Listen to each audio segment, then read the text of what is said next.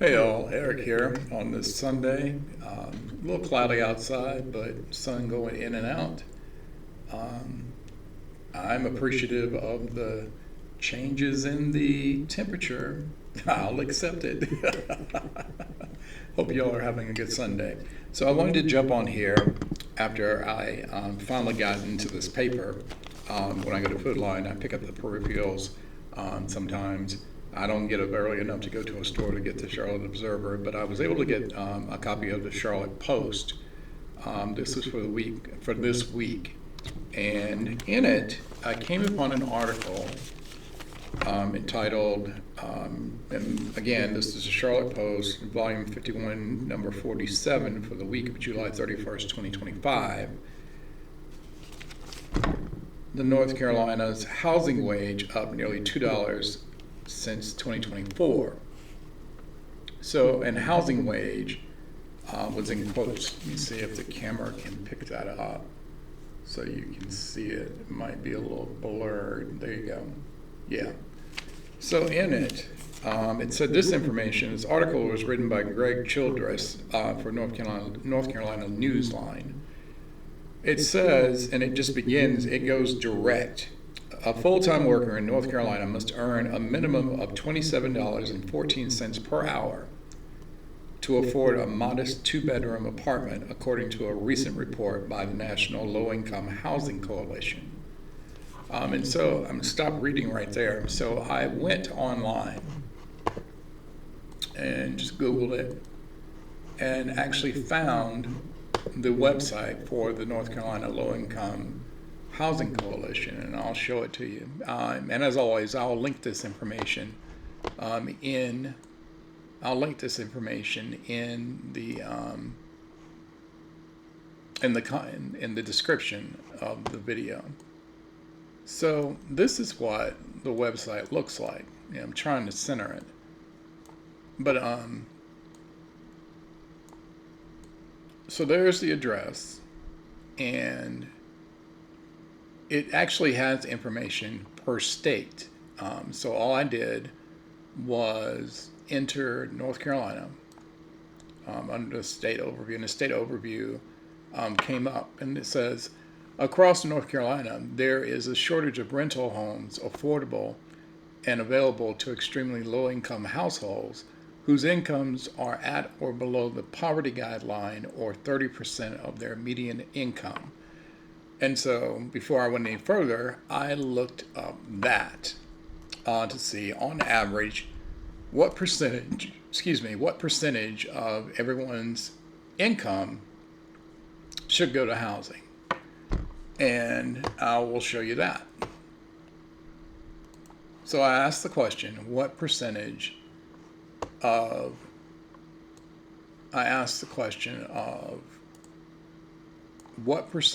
pay should go to housing? And it says a widely used guideline suggests allocating 30% of your gross monthly income. And see, we have to stop right there. This whole thing about gross versus net. So gross is your money before taxes. Net is your money after taxes. Why is everything done at a gross amount? Probably because we're all taxed differently. Depending on your hourly rate, you're taxed differently than someone else who's making less money than you and somebody who's making more money than you. Even when it comes to credit, they're looking at your gross amount rather than your net amount, which seems counterintuitive to me because my net amount is what I actually have on and can pay. I mean, I can't stop taxes from coming out. That's money I can't count on.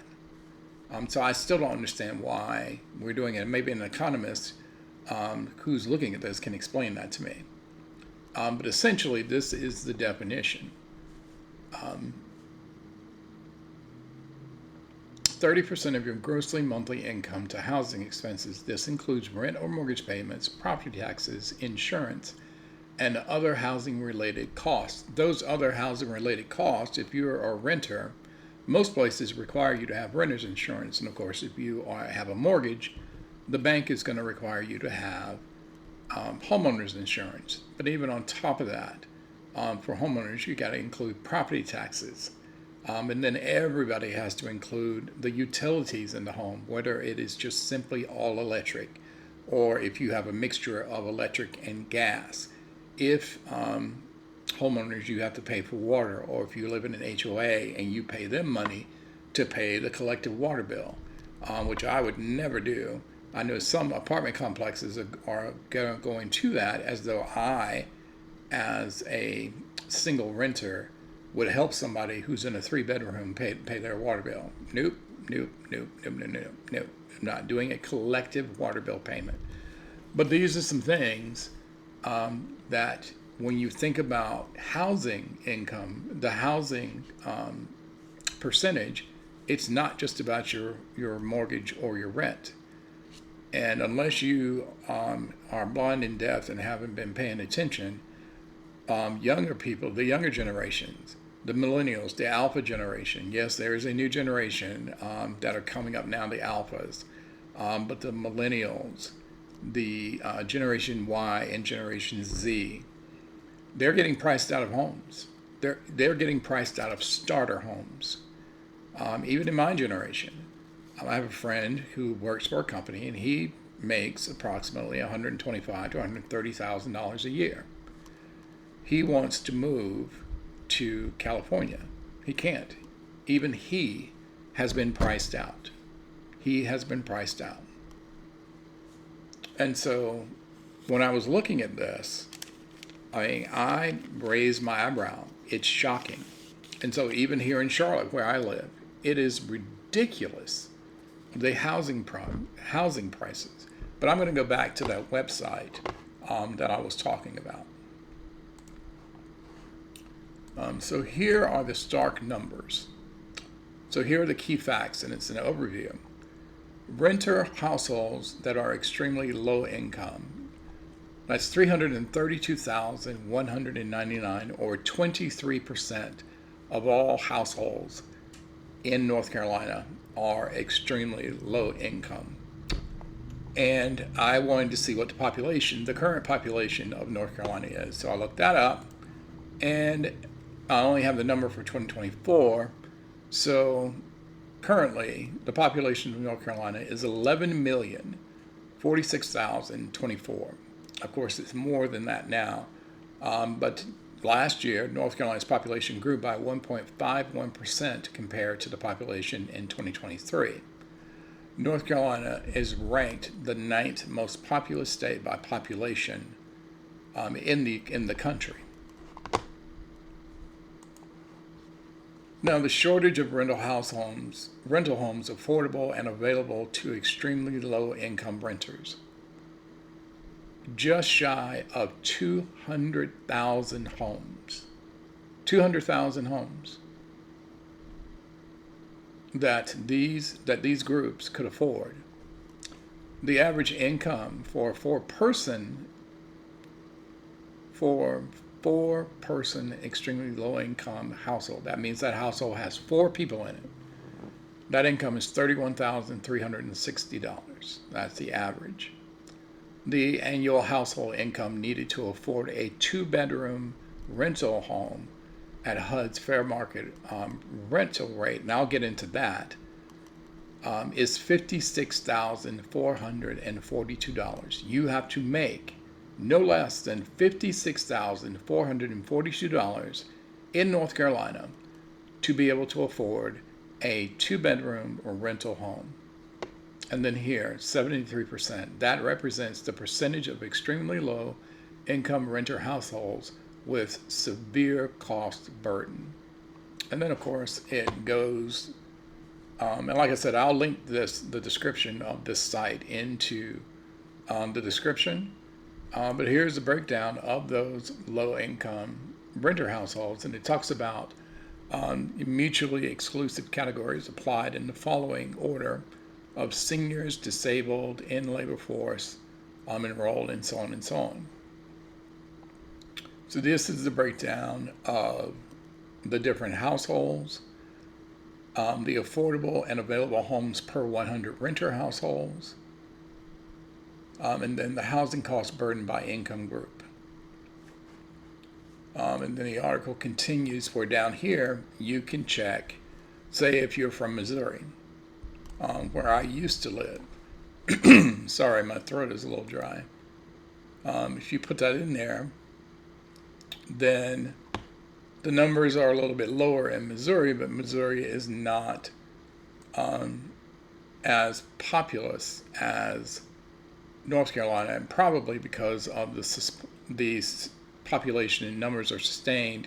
When you look at the large cities in Missouri versus the large cities in North Carolina, exponentially bigger in North Carolina than they are in Missouri. Missouri's two main metro areas are Kansas City metro area and the St. Louis metro area. In North Carolina, it's the Raleigh-Durham area and the Charlotte metro area. And Charlotte is the 14th largest city in the country. And so there are these numbers. And so I'll come back and finish the article that was in the Post.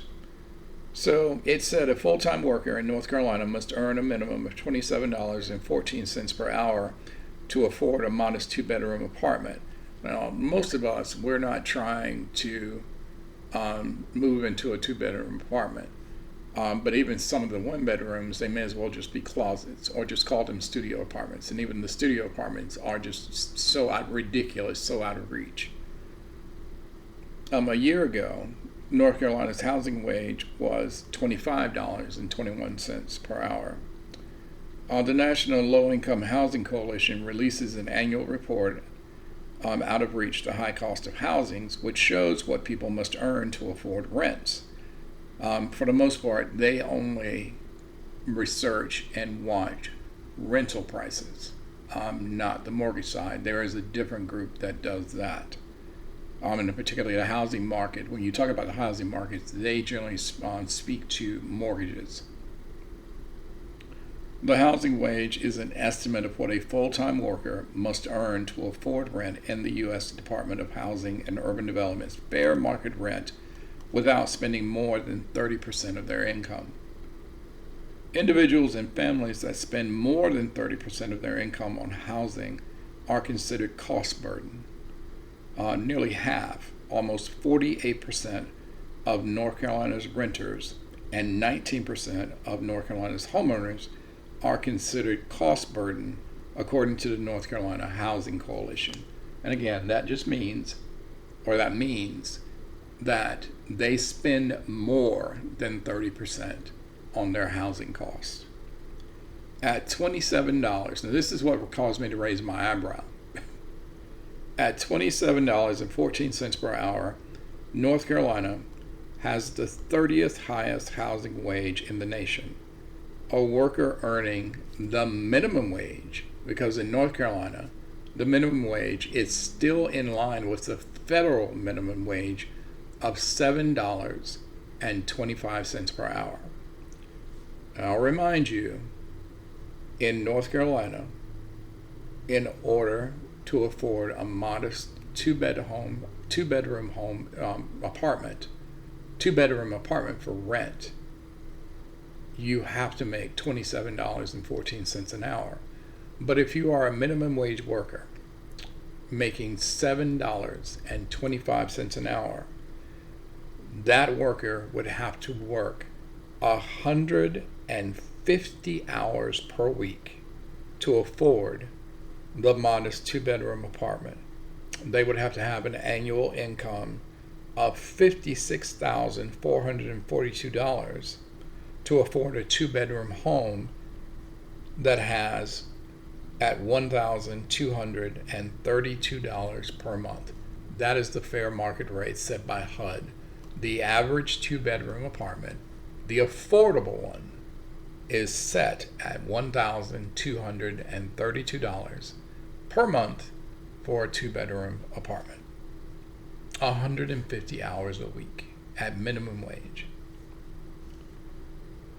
The report is a critical reminder that we cannot reduce the affordable housing crisis down to individual choice or supply alone. This report reminds us that wages are not keeping up with the cost of living, and that more and more North Carolinians are experiencing the strain of cost burden across our state. So that's why when you hear these arguments and these protests about the $15 an hour minimum wage argument, that they're talking about a cost of living wage, not a minimum wage. Because the minimum wage really should only be for the minor jobs, part-time, kids after school jobs, things like that. But adults who are only able to find these minimum wage jobs, how can you really expect them to be able to sustain themselves on minimum wage? Well, then someone would say, well, what about the education? More education brings more money. That used to be the case back in the day, and it also depends on what parts of the country you live in that live in that. But that is not the economy that we live in now. I mean, I know people who have master's degrees who are working for Amazon because they were making more money as an hourly worker at Amazon than they ever did in some type of corporate job. And at least with Amazon, all you had to do was show up, do your job, and you got paid. And on top of that, Amazon would give you an automatic raise every 6 months. Yes. So at least then, if you start out with Amazon and you can get on with one of them, and granted, it's hard work. It is. I was in operations before I got in HR. It's hard work. My feet hurt every day until I finally got used to it. And they told me that was going to be the case. Now I'd have to get used to it, and I finally did.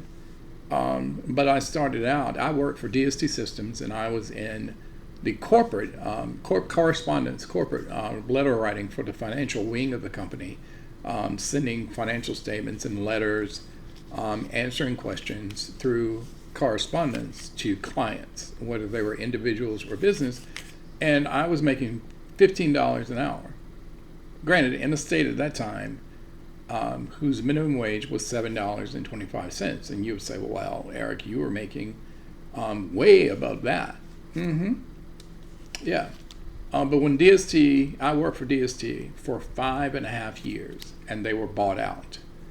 And so the new company had started downsizing, and I wasn't going to wait. And I had just purchased a car too. And I wasn't going to wait for them to give me the pink slip. Because the first year that I was there under control of SS&C and we got a raise, they didn't absorb us and make us SS&C employees. They kept us as DST employees, and all of us only got a 1 cent raise. A 1 cent raise. Whereas the SS&C employees that year, essentially on the same level as we were, actually got $1 per hour raise. Yes. So I made the decision to go ahead and take a chance, and I left. And that's when COVID hit, and so I was doing Instacart, doing the shopping and getting groceries for people. And then finally, I wasn't able to sustain that with the car payment and all of that, and I decided to apply, and I got the job with Amazon. When I started with Amazon, I was actually making $18.75 per hour. 1 year later, I was making $18.75 per hour, which is essentially $3.75 more an hour as a level 1 operations person in a warehouse, as opposed to working a corporate job. And I have better insurance too. And cheaper insurance. So you see, it doesn't matter. In order for me to get that job at DST Systems, my degree got me that job. But to get the job at Amazon, you don't have to have the degree to get that job and to get that pay. You don't. It's harder work.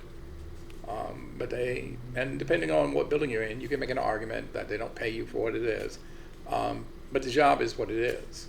There are some people who only do it part-time. They make their money and they leave because it's good money. But this is the thing, not everybody can do that job. Just like my old job is $15 an hour. No, not everybody can do that job. But here's my argument with all of this. the states that raise their individual minimum wages. I believe in Missouri, the minimum wage now is $12 an hour. I believe in California and the state of Washington, the minimum wages have risen to $15 an hour.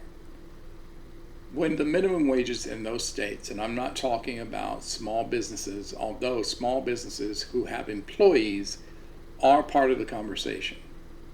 And for them, it's their bottom line. And the argument is, if you raise the minimum wage, it will cost them employees because they can't afford to pay a higher minimum wage, and they would actually have to work more. And then some of the businesses couldn't sustain themselves. But here's the thing: we all have to learn how to pivot. You know, I wasn't able to find a job after I lost my HR job with Amazon, and I fortunately was old enough to where I could do early retirement, but it was touch and go there for a minute. There was a 6-month gap in between there, and it was touch and go, and I was almost homeless.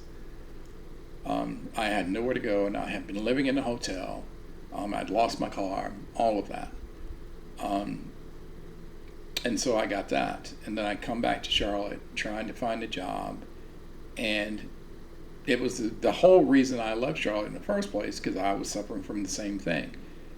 I put in all these applications about jobs that I could do in my sleep based on my background, and nobody was hiring me.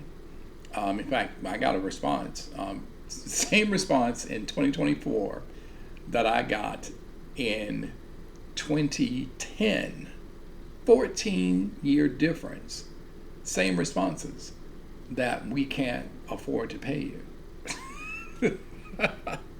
And North Carolina's minimum wage is still $7.25. And I have these conversations with my best friend and some other people saying that if North Carolina went ahead and raised the minimum wage, and I can tell you, as long as the Republicans control the General Assembly, North Carolina's minimum wage is not going to rise higher than $7.25. It's not.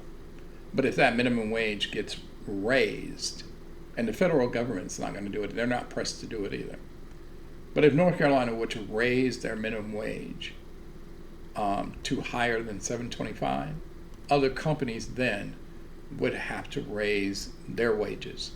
And here's why. It's very simple. If you're working in one place and the work is boring or the work is too hard, and then you see another company who was previously only paying $7.25, and now they have raised it to almost equal what you're making, you know, any thinking person would jump from that company to the other company, because now they can go and work for that company because the money is there. And so those wages would rise. But because of that, I went ahead and created a small business of my own. I got my notary public commission, and so I have a notary business, but I'm expanding that because the notary business in North Carolina is saturated. North Carolina currently has over 142,000 notaries in the state.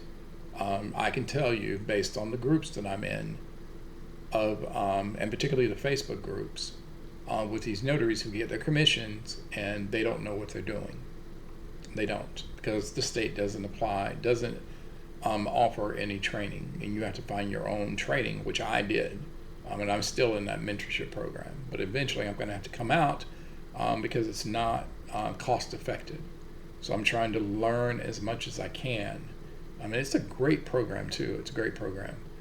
But my mentorship program is outside the state, and the program I'm in teaches to all 50 states, but it's on me to make sure that I understand my state rules. And so I'm having to expand my business into non-notary businesses under my LLC to create more streams of income to supplement my retirement benefits.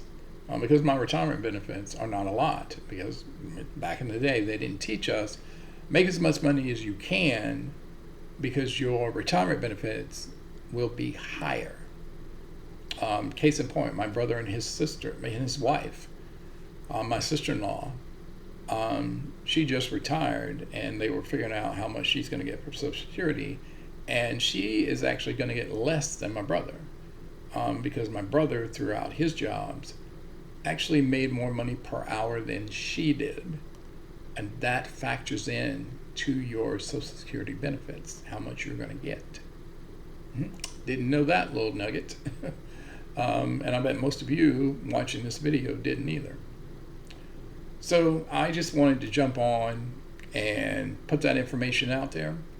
Have these conversations. When we're talking about economic sustainability of individuals and families, and then we're getting into these conversations about the tariffs. My best friend is about to buy a car, but we're talking the 15% tariff on South Korea, which is where the Kia Sportage is made. We're talking about an additional $6,000 right off the bat, just because that vehicle is coming out of Seoul, Korea. But then there are other tariffs, the steel, other things that are going to go into that, the batteries, particularly since it's a hybrid, or what if it were an EV? EVs get an additional tariff on them. And so there are a lot to consider. And this administration, the current federal administration, is not taking into account of all this. They're talking about the United States is going to be richer than it's ever been. Well, that might be true, but it's going to be richer than it's ever been for the 1%, not the 99%. It's not. You were given some Kool-Aid, and a bunch of us told you not to drink it, and yet you did anyway. And now that you're sobering up, you're finding out that you were lied to. So now all of us now have to pick up the pieces until the administration changes, which can happen in the midterm elections, not totally, but we can gain most of the power back during the midterm elections as long as people are woken up. And I'm not going to talk about wokeness because I did another video on that. Got some terse comments about wokeness too, when I was just simply letting everybody know where wokeness came from, and that originated during the Jim Crow era in the South. So you can watch that video or just Google it yourself. You can see that. But I digress. So yeah, it's all about the money. Now we just have to go find the money. So enjoy the rest of your Sunday. I hope everybody has a great week, and I will see you on the next video.